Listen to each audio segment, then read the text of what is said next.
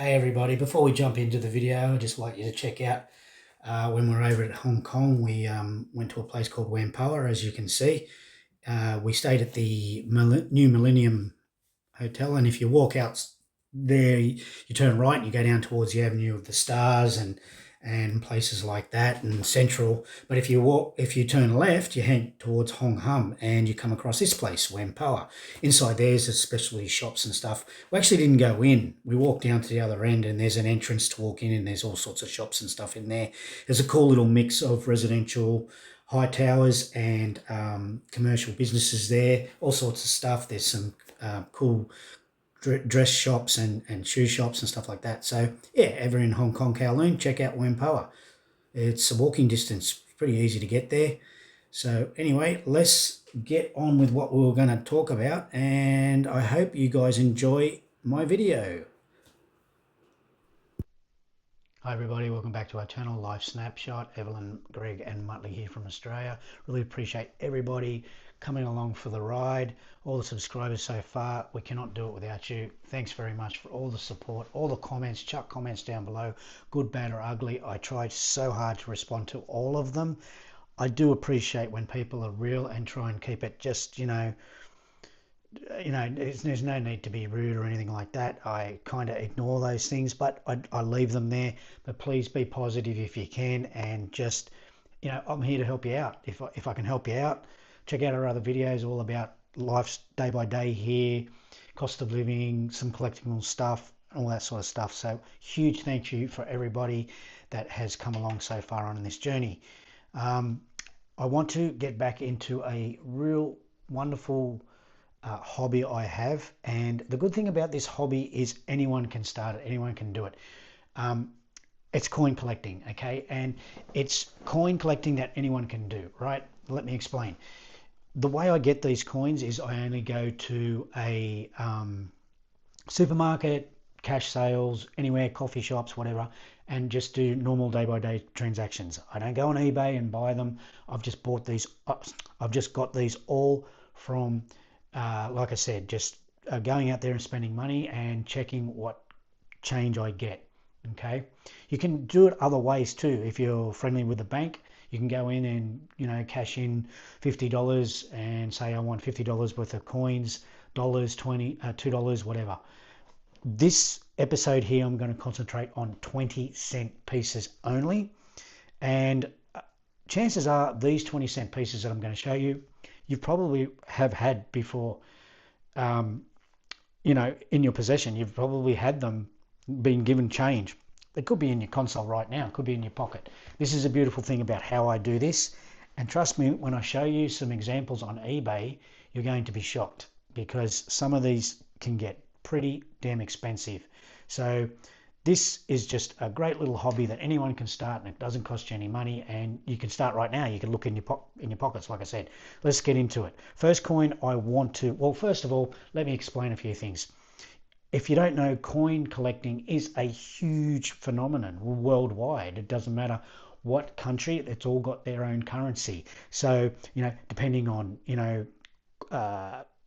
the quality of it, when it was mintaged, the year it was mintage, maybe there was only a certain amount per year that it was minted in a certain year. The subject matter on the front, all that sort of comes into whether the coin maybe is a little bit more expensive than one that is all damaged and stuffed up. Not to mention the fact that there is some coins out there that are extremely rare and not many people know, and they, like I said, they could be, you could have them in your pocket right now. So I want to give you 5 examples of some coins that you need to look out for and put them aside. Even if they're in not so decent condition, I will show you examples of all these coins selling on eBay right now. Okay, first one I want to show you is and they're all 20 cent. Okay, they're all 20 cent. First one I want to show you is what is known as a changeover coin, 2016. All coins do have this changeover design. but I've got, I think, a couple of 10 cent and 5 cent, but let's just concentrate on the 20 cent. Now, what is a changeover coin? Changeover coin is a coin that they minted in 2016, the 20 cent piece, that doesn't have the Queen Elizabeth II effigy on the back. Okay, and I'll show you an example right here. There's one obviously on the screen that shows you too. There's that there, and just on the front is just normal. Okay, as you can see, the price on the eBay there on the screen. Okay, they're out there. Like I said, I've got a couple of these. Just got them in day by day. Put that one aside. The next one is the Don Bradman, 2001. For those who don't know who Don Bradman was, he was an absolute superstar in his time. Legendary batsman who scored a near perfect career strike rate, 99.9%. He always made 100 every time he went out, and then on his final game he got out for a duck. So it's an amazing story. Don Bradman, absolute champion Australian cricketer. There's the old Don Bradman. Okay, and just on the back there. Okay, you find this coin, put it aside. Okay, check out the eBay on the screen, they're selling. All right, the next one I want to come up with or bring up is Coming Home, 2005, representing the coming home of the wonderful and brave, amazing people who fought for our freedoms, 1939 to 1945 World War. That's commemorating that. Sorry about that, I couldn't really pronounce that word. Okay. Again, these coins, some of them, I've got a stack of these. Okay, I'll just show you quickly what I put them in. I put them in these little, I just want to shut this, but I've got 5 boxes of these. And like I said, all just from change. I've never bought anything from eBay. Quick advice, I wouldn't suggest anyone who's decided to do this, starting off on this, is to go buy stuff from eBay, unless you can go and physically look at it. Okay, there is some forgeries, and I'll explain that to you in a second. Okay, I feel it's just the best way to start is to go through your change, and if you can, go to the bank and just buy some rolls of this stuff and enjoy going through them. You never know what you'll hit. You might hit a jackpot, and I'll explain that in a second too.